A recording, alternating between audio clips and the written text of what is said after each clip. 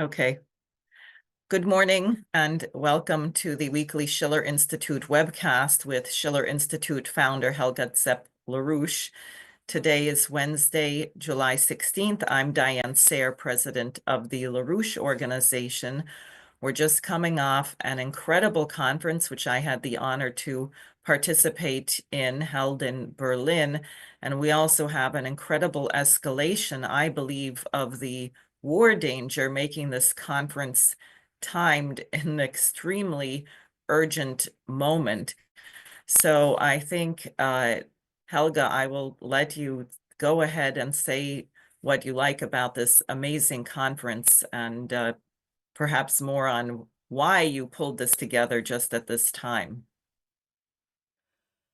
Well, because, the Schiller Institute, over its lifespan of more than 40 years, has conducted a lot of such international conferences. And I think what we have demonstrated is that you can always find an alternative to a seemingly unsolvable situation. Now, at this point, as you say, this time coincided with an unbelievably dangerous escalation towards World War III. And this time, the program of the Schiller Institute was designed to show an alternative, to basically provide leading institutions and governments of the world with an option which is not going into World War III like sleepwalking, like people were sleepwalking into World War One. So I think, of the many aspects one can underline, I would like to emphasize a speech by Dmitry Trenin, who is an eminent Russian scholar. He used to be from the Carnegie, the director of the Carnegie Peace Foundation. Now he has other high positions also in the RIAC think tank and other posts. And he was one of the speakers at the conference.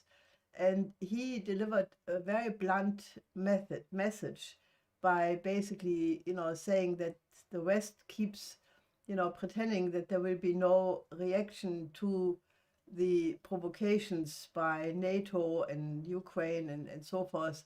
But he said, be assured there will be, and it will not be in the Far East, in the Pacific, it will be here, pointing to Europe or maybe even Germany.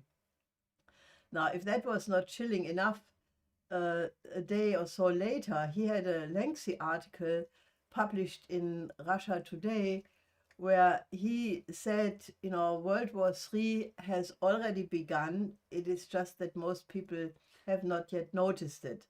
And then he goes through the different scenarios and theaters where the escalation is taking place. So I would ask you, our audience, our viewers, to look at these two articles by Dmitry Trenin to get a sense of the urgency. And I think it is almost as if the West, certain forces in the West, or not even that, certain forces in the countries who are unfortunately governed by the so-called coalition of the willing, which, as you can tell by the name, is not the entire NATO, otherwise they wouldn't have to form a coalition of the willing. But they are on a confrontation course, which is extremely, extremely worrisome. Now, unfortunately, it seems that President Trump, who had started his second term in a very promising way, saying he wanted to get the Ukraine war settled through diplomacy, he wanted to restore the relation between the United States and Russia, seems to have somehow gotten under the control of the permanent bureaucracy, because he is now, since several days, expressing his extreme frustration. Sorry, I'm a little bit under the weather. He is now basically saying that he no longer thinks that he can have a deal with Putin, and that he is calling for American weapon systems, the Patriot defense systems and other systems, and he's basically asking the Europeans to deliver these weapon systems, which they in part have in use. And however, that these are American sales, so-called, but the Europeans have to pay the bill. Now, that obviously goes along with an absolute. I was just going to say Trump is, Lindsey Graham, of course, this warmongering senator of ours from South Carolina, was thrilled with the announcement. Trump is trying to pretend that he's smarter because he's making the Europeans pay for the weapons. And he made this announcement on Monday, perhaps you were about to get to that, saying he's sending the weapons now and that Putin has a 50-day deadline in which to comply. And then otherwise, if Putin doesn't comply, there will be 100% tariffs on all nations trading with Russia. And then Mark Rutte, the illustrious Secretary General of NATO, went ahead to threaten. I mean, it strikes me as so completely out of reality. Brazil, China, and India, that they better get on the phone and call Putin and tell him to stop. I mean, this just seems so completely out of line, but I'm sorry. I also wanted to perhaps give your voice a little break to go through some of these details, but your response on this.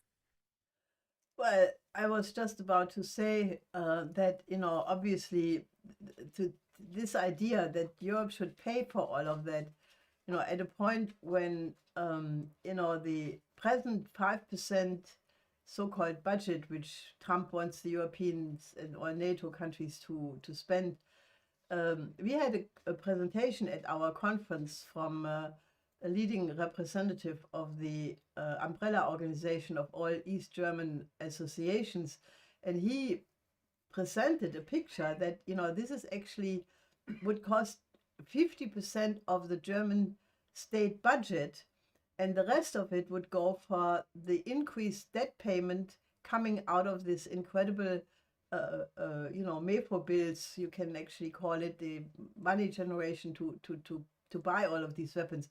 So half of the German budget would go for weapon payment, and the rest would go for interest payment because of the debt made out of that. So what does that leave for the German people? Nothing.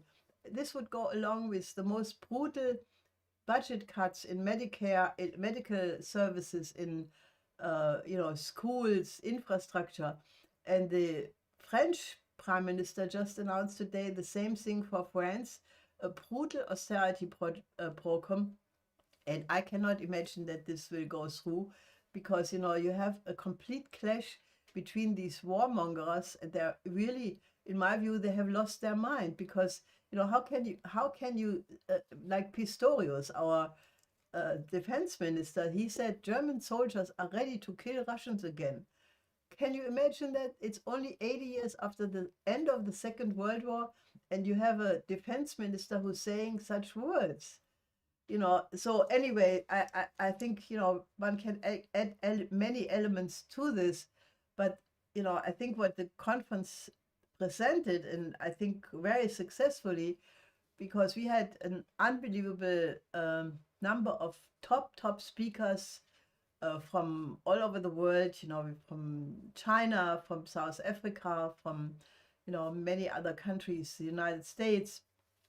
And what we presented there was an alternative to that, by basically saying, there is a completely other way, because the primary dynamic in the world right now is the tectonic shift, which has been caused by the countries of the global south, who are moving to overcome 500 years of colonialism, trying to, no longer be raw material exporters, but to develop their own economies by industrializing the industry and agriculture.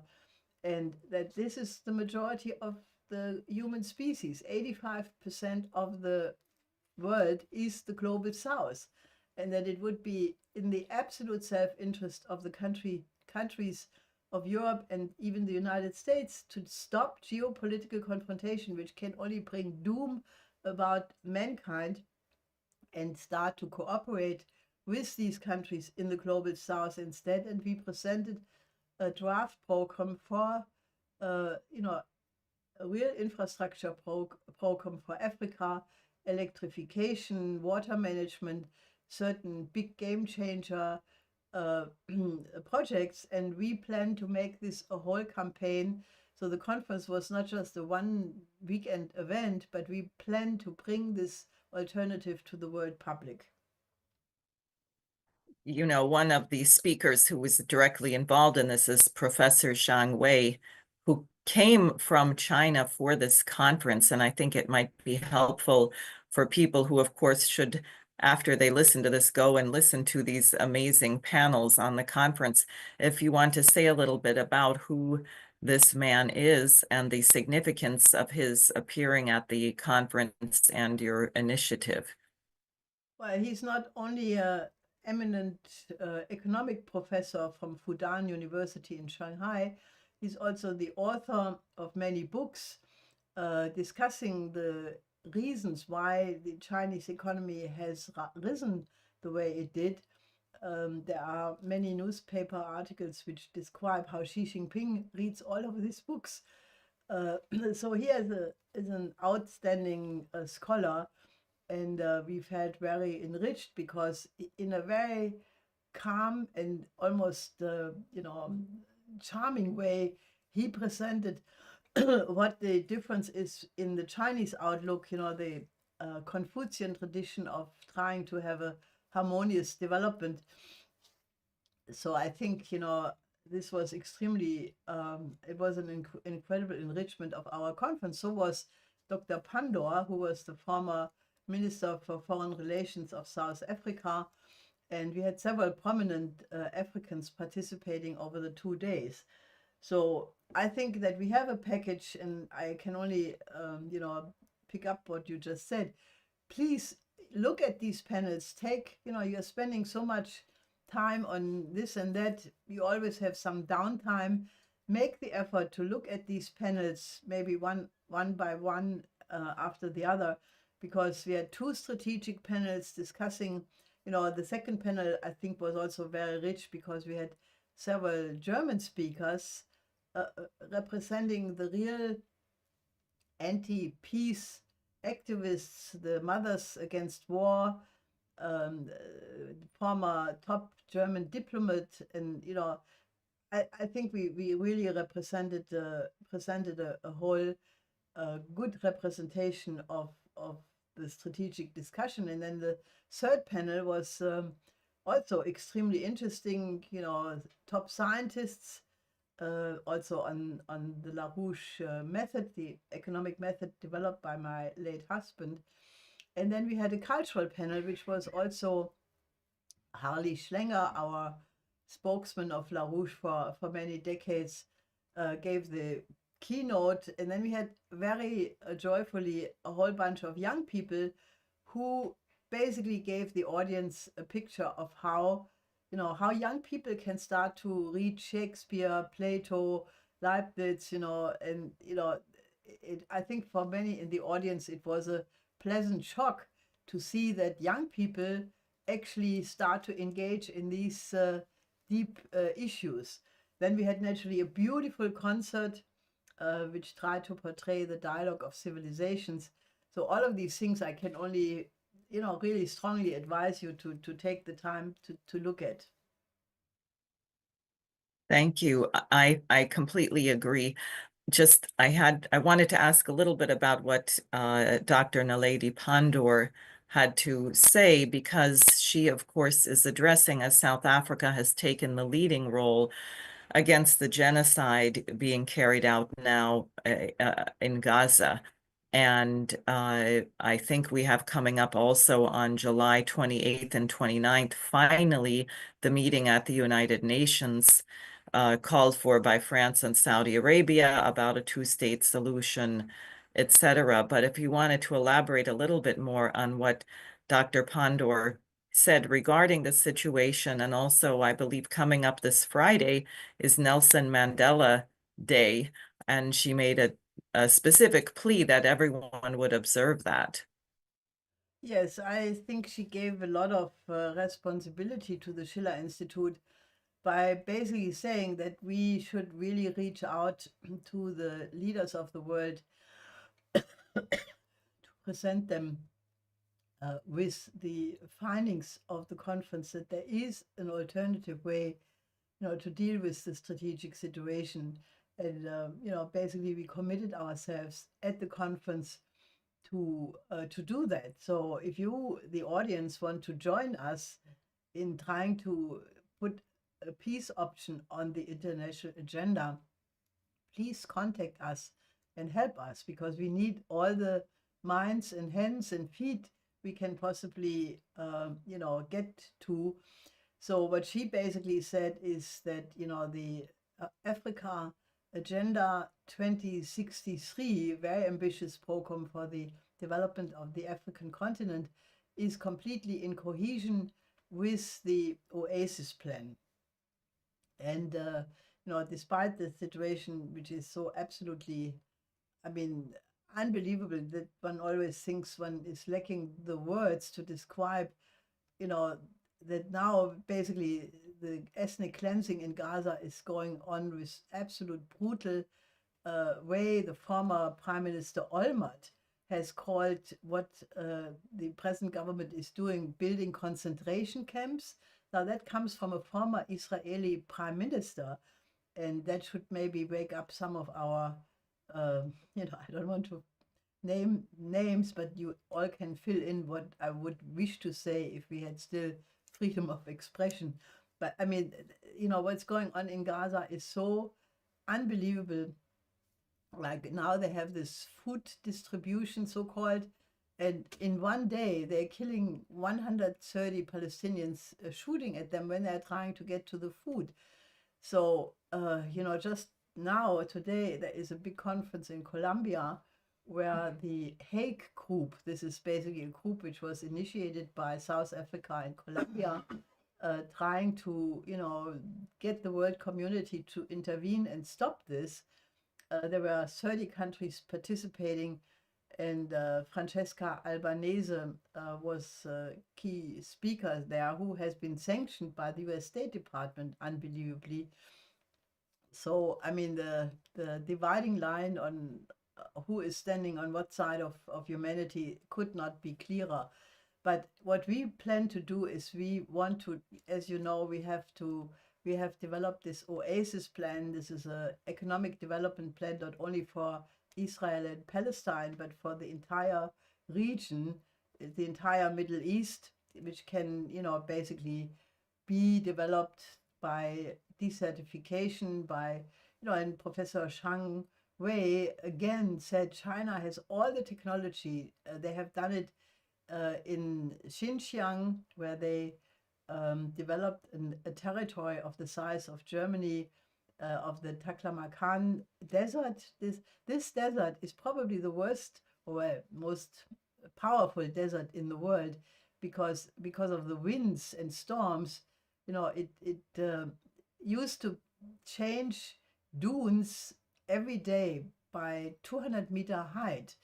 So the ancient Silk Road was an incredible civilizational conquest by even finding a route, because the way would always be covered by sand the next day.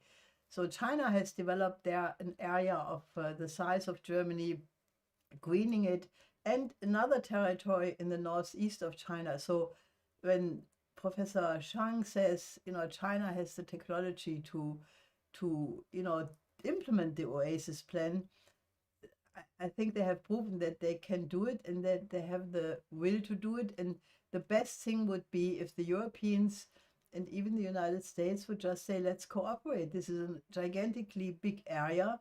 It can become the hub between Asia and Africa and Europe, as it used to be during the ancient Silk Road.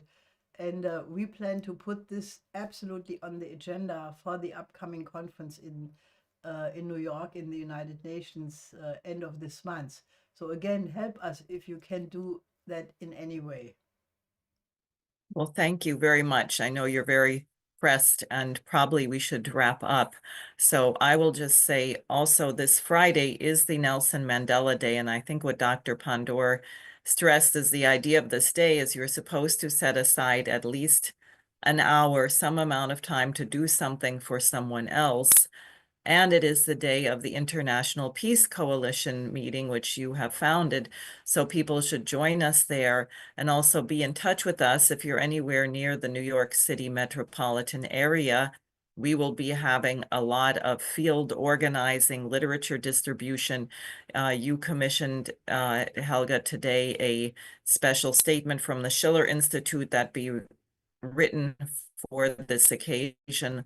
Also, I know you are preparing something on the incredible war danger coming up. So please sign up at schillerinstitute.com or information at schillerinstitute.org if you have questions or want to be involved, because we need everybody. We really have to escalate. I think many people feel great frustration in the West that our governments do not represent our view. They are not representing us. Clearly, what you reported from Germany is they are prepared to sacrifice the well-being of the German people in order to fund a war against Russia, which is completely unnecessary and further jeopardizes the well-being of the German population.